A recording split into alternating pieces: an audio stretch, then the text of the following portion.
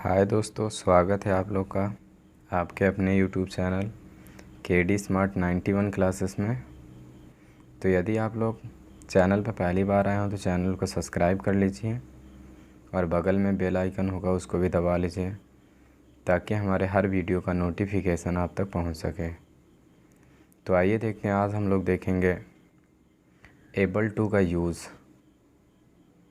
Able to का use, इसका मतलब होता है योग्य होना, मतलब किसी काम के लिए योग्य होना इसका मतलब होता है। जो एबल टू यहाँ पे लिखा गया है इसका मतलब होता है योग्य होना।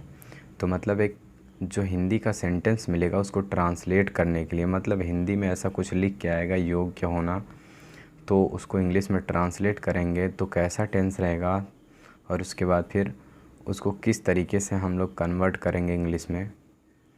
तो इसको सीखने के लिए आप वीडियो में लास्ट तक बने रहिए।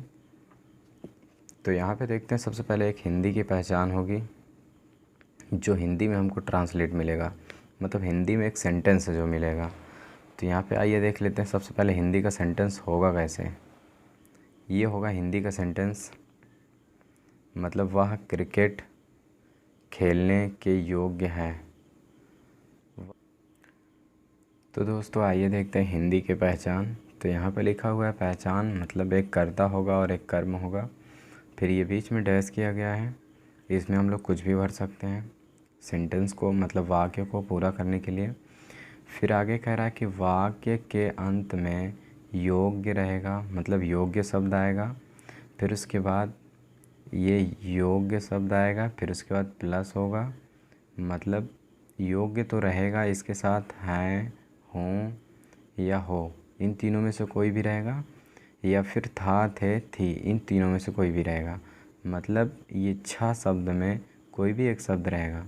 अगर हैं, हूँ, हो आता है अंत में तो प्रेजेंट हो जाएगा, और अगर था, थे, थी आता है तो पास्ट का हो जाएगा।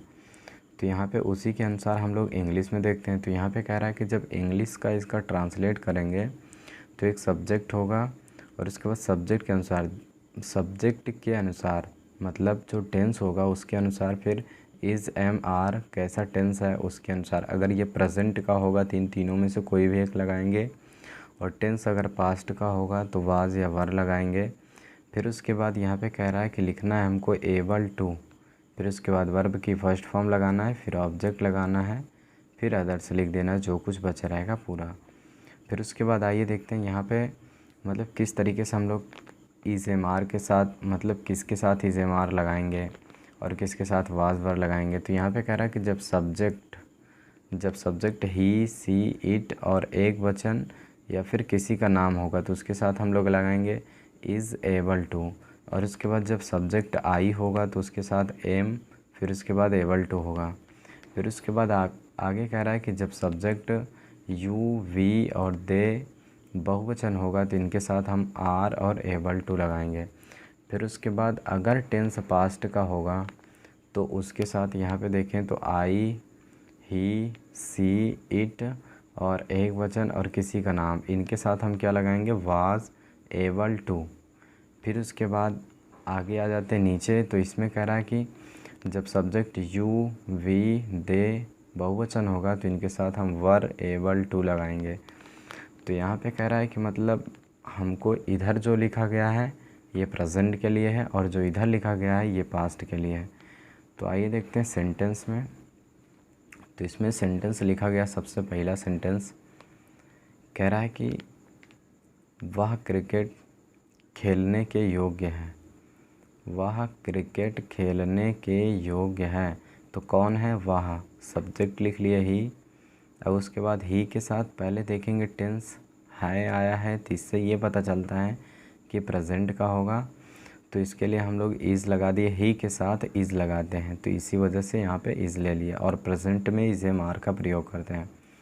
फिर उसके बाद एबल टू लगा दिए। फिर कह रहा है कि एक वर्ब देना, वर्ब की फर्स्ट फॉर्म। तो इस पूरे सेंटेंस में अगर देखें तो खेलना एक वर्ब है, तो यहाँ पे इसके लिए हम लोग लिख लिए प्ले, और उसके बाद फिर बचा जो है उसको लिख देते हैं क्रिकेट बचा है, तो यहाँ पे द क्रिकेट लिख दिए। अब आगे कह रहा है कि तुम इस किताब को लिखने के योग्य हो, तो कौन इस किताब को लिखने के योग्य है, तुम, तो यही सब्जेक्ट हो जाएगा। तो यहाँ पे हो जाएगा यू आर, फिर उसके बाद एबल टू, यू के साथ हम लोग आर लगाते हैं और एबल टू लगाते हैं। फिर उसके बाद यहाँ पे कह रहा है इस पूरे सेंटेंस में देखें तो पहले तो सब्जेक्ट लिखेंगे, फिर उसके बाद इधर पीछे से ट्रांसलेट करते हैं।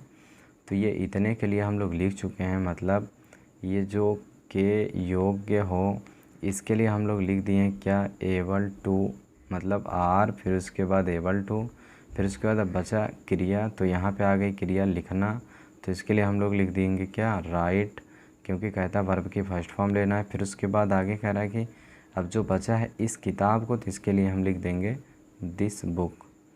फिर उसके बाद यहाँ पे कह रहा है कि अगला सेंटेंस नीचे लिखा गया है, कह रहा है कि हम एक पत्र लिखने के योग्य थे, हम एक पत्र लिखने के योग्य थे। तो यहाँ पे देखेंगे तो ये बताता है, जो यहाँ पे लास्ट में थे लगा दिए हैं, ये बता रहा है ये टेंस पास्ट का होगा। और उसके बाद तो जब इससे पूछा जाएगा सेंटेंस से हम एक पत्र लिखने के योग्य थे, तो कौन था योग्य, कौन था, हम, तो यहाँ पे वी लगा लेंगे। फिर उसके बाद ये वी के साथ वर का प्रयोग करते हैं और एबल टू लगा देंगे। फिर अब इसमें पूरे में अगर देखें तो वर्ब ये लिखा गया है, तो इस वर्ब को हम लिख दिए राइट। अब उसके बाद बचा ए लेटर, तो इसके लिए ए पत्र लिख दिए। तो दोस्तों यदि वीडियो अच्छी लगी होगी तो लाइक करना और उसके बाद शेयर करना, और यदि अभी तक भी चैनल को सब्सक्राइब नहीं किए हो तो चैनल को सब्सक्राइब कर लेना, और जितने भी आप लोग के फ्रेंड्स होंगे उनको भी यह वीडियो शेयर कर देना, ताकि वो भी जान सकें कि हिंदी वाक्य का ट्रांसलेट एबल टू के साथ कैसे करते हैं।